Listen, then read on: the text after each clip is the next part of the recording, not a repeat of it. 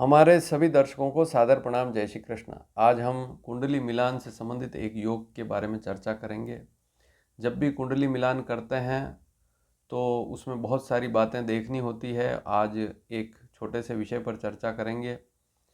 कुंडली में राहु का एक ऐसा योग जो अक्सर हम इस योग को देखते ही कई बार मिलान छोड़ देते हैं या पंडित जी मना कर देते हैं कि इस मिलान को ना करें, लेकिन बिना सोचे विचारे इस मिलान को नहीं छोड़ना चाहिए। यदि कुछ स्थितियां अगर हमें अच्छी दिख रही है तो फिर ऐसे जो मिलान आते हैं उनको कर लेना भी उचित रहता है। तो आज हम राहु से बनने वाले एक योग के बारे में चर्चा करेंगे। आप यहाँ पर कुंडली देखें। कुंडली का दूसरा भाव, जैसे आपकी लड़की है, लड़की के लिए मिलान आया लड़के का, और लड़के की कुंडली में दूसरे भाव में राहु लिखा हुआ है, या आपका लड़का है, लड़के के लिए मिलान आया, लड़की की कुंडली में दूसरे भाव में राहु लिखा हुआ है, तो अक्सर ऐसी स्थिति में कई बार पंडित जी भी मना कर देते हैं और हम भी उस रिश्ते को छोड़ देते हैं। दूसरे भाव में राहु का बैठना हर बार खराब नहीं होता है, इसको समझना बहुत ज़रूरी है। दूसरा भाव धन का भाव है, दूसरा भाव वाणी का भाव है, दूसरा भाव कुटुंब परिवार का भाव है। तो सबसे पहले तो यदि आपके परिवार में किसी की कुंडली में दूसरे भाव में राहु है तो यह चेक करें कि उसका स्वभाव कैसा है। दूसरा भाव वाणी का भाव है। यदि वाणी में बहुत तेजी रहती है तो राहु का वहाँ असर है, खराब असर है। यदि वह व्यक्ति कुछ धन नहीं कमा पाता है या पैसा उसके पास नहीं टिकता है तब भी राहु बुरी स्थिति में है। और तीसरी स्थिति, धन तो है ही, कुटुंब है, वाणी भी है, तो तीनों चीज़ें हैं। जमा पूंजी भी नहीं हो पाती है, वाणी भी खराब है और कुटुंब के साथ व्यवहार भी अच्छा नहीं है, तो राहु यहाँ पर दोष देता है। इसके अलावा अगर उसने बहुत ज़्यादा कर्जा कर लिया है तब भी हम इस राहु को अवश्य देखते हैं कि कहीं कुंडली के दूसरे भाव में राहु तो नहीं। दूसरे भाव में राहु हो तो व्यक्ति पर किसी न किसी प्रकार का कर्ज होता है, लेकिन ज़रूरी नहीं है, इस विषय को समझना बहुत ज़रूरी है। तो दूसरे भाव में अगर राहु बैठा हुआ है, कोई कुंडली आपके पास आती है मिलान के लिए, तो सीधा ऐसा नहीं समझना है कि उस व्यक्ति का स्वभाव तेज होगा या उसका व्यवहार बहुत खराब है या उसके पास पैसा है ही नहीं या उसने कर्ज कर रखा है। सभी परिस्थितियों में राहु खराब नहीं होता है, उसको समझना बहुत ज़रूरी है।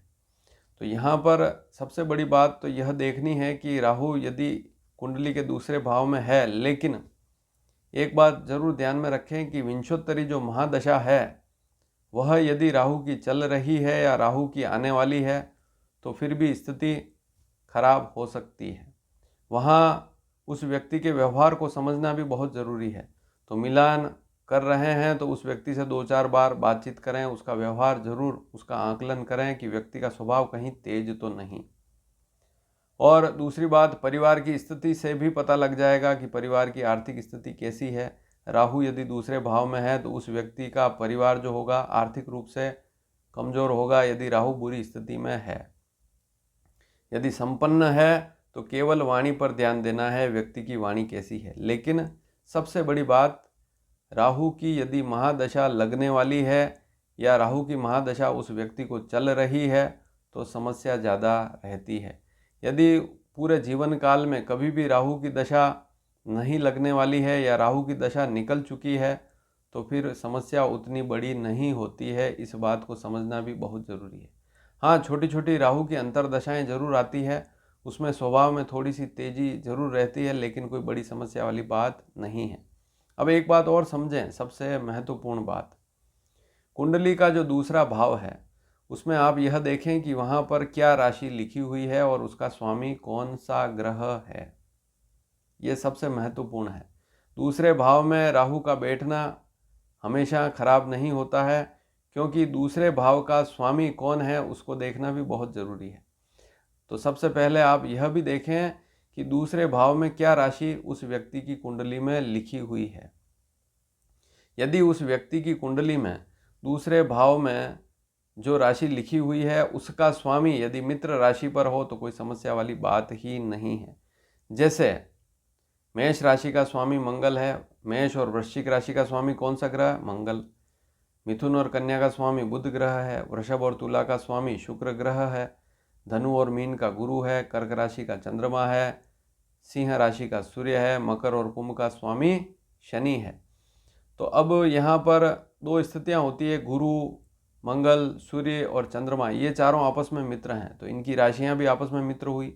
इसी प्रकार से बुध, शुक्र, शनि आपस में मित्र हैं, तो इनकी जो राशियाँ हैं वे भी आपस में मित्र राशियाँ हुई। ये मैं कई बार बता चुका हूँ।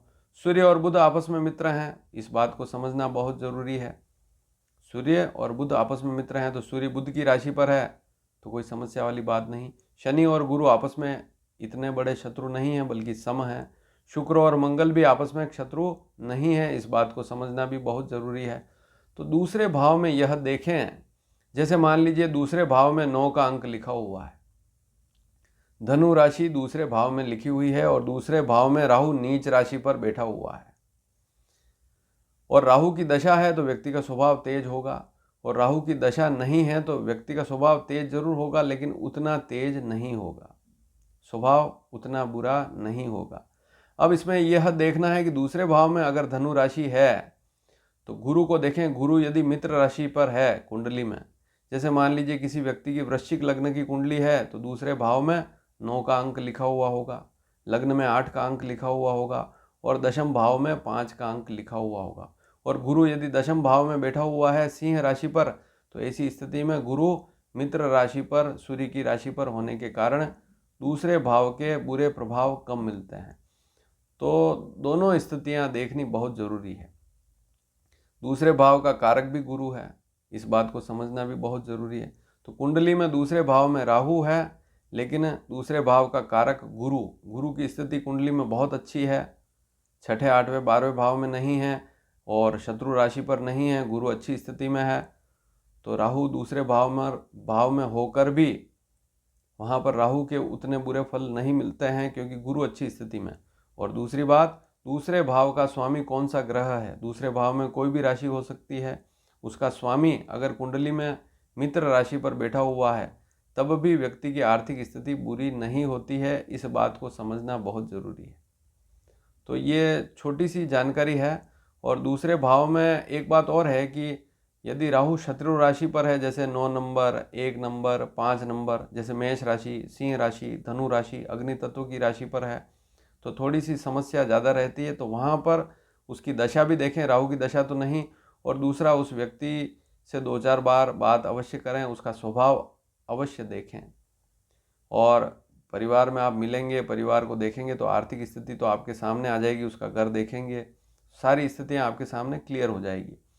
तो छोटी छोटी जानकारियाँ पहले लेवें और फिर उस राहु के फल को भी समझना बहुत ज़रूरी। पहले से ही आप कोई आंकलन कर लेंगे और व्यक्ति की स्थिति तो बहुत अच्छी है, आर्थिक स्थिति भी बहुत अच्छी है, बोलने में भी बहुत अच्छा है, और दूसरे भाव में आपने राहु देख लिया और आपने दोष स्वयं ही निर्धारित कर लिए। तो केवल किसी भाव में, यहाँ दूसरे भाव की बात ही नहीं है, अन्य भाव में भी कहीं राहु है या कोई भी ग्रह बैठा हुआ है तो वहाँ सारी स्थितियाँ देखनी समझनी होती है। केवल किसी ग्रह को देखकर हम कह देते हैं कि ये तो स्थिति ठीक नहीं, तो इस प्रकार से फलित करना ठीक नहीं है। तो दूसरे भाव को जब भी देखते हैं और वहाँ पर राहु को देखते हैं तो दूसरे भाव में जो राशि लिखी हुई है उसका स्वामी कुंडली में अच्छी स्थिति में है, और दूसरे भाव का कारक गुरु जो है वह भी कुंडली में अच्छी स्थिति में है, तो दूसरे भाव में राहु इतना बुरी स्थिति वहाँ नहीं होती। लेकिन यदि राहु है दूसरे भाव में, दूसरे भाव का स्वामी भी बुरी स्थिति में है, दूसरे भाव का कारक गुरु भी बुरी स्थिति में है, तो व्यक्ति के ऊपर कर्ज भी होगा, व्यक्ति की वाणी भी हो सकता है खराब हो, आर्थिक स्थिति ठीक नहीं होती है, और कुटुंब परिवार की स्थिति भी ठीक नहीं होती। और एक स्थिति और होती है, दूसरा भाव कुटुंब का है तो राहु दूसरे भाव में हो तो व्यक्ति जन्म स्थान से दूर भी जा सकता है, ऐसे योग भी बनते हैं। जन्म स्थान से दूर जाकर काम करना, किसी दूर स्थान पर नौकरी करना, कुटुंब को छोड़कर कहीं दूर चले जाना, तो इस प्रकार का योग भी बन सकता है। तो ज़रूरी नहीं कि उसकी वाणी ही खराब हो, तो इस विषय को भी समझना बहुत ज़रूरी है। अक्सर ऐसी स्थितियां देखने में आती है, जब भी मिलान करते हैं दूसरे भाव को हम देखते हैं तो वहाँ पर इस विषय को सबसे पहले देखें और फिर वहाँ आकलन करें कि व्यक्ति का स्वभाव कैसा है, आर्थिक स्थिति परिवार देखें, अगर सारी स्थितियाँ ठीक लग रही है तो उस मिलान को करने में कोई समस्या वाली बात नहीं है। और जनरली भी किसी व्यक्ति को समस्या आ रही है, दूसरे भाव में राहु है और वास्तव में परेशानी आ रही है, और दूसरे भाव से खान पान भी देखते हैं, व्यक्ति का खान पान भी चेक करना चाहिए, उससे अवश्य पूछना चाहिए कहीं व्यक्ति सिगरेट शराब या कोई ऐसा गलत व्यसन तो नहीं। तो दूसरे भाव में राहु की दशा है चल रही है और दूसरे भाव में राहु है तो व्यक्ति व्यसन भी कर सकता है, खान पान अच्छा नहीं होगा, बोली चाली अच्छी नहीं होगी, तो इस बात पर ध्यान देवें। और दशा है बुरी तो स्थिति ज़्यादा खराब होती है, दशा नहीं है तो वहाँ उसके उतने अशुभ फल नहीं मिलते हैं। तो यह जानकारी आपको कैसी लगी? अच्छी लगी हो तो अधिक से अधिक इस वीडियो को शेयर करें, चैनल को सब्सक्राइब करना बिल्कुल ना भूलें। धन्यवाद। जय श्री कृष्ण।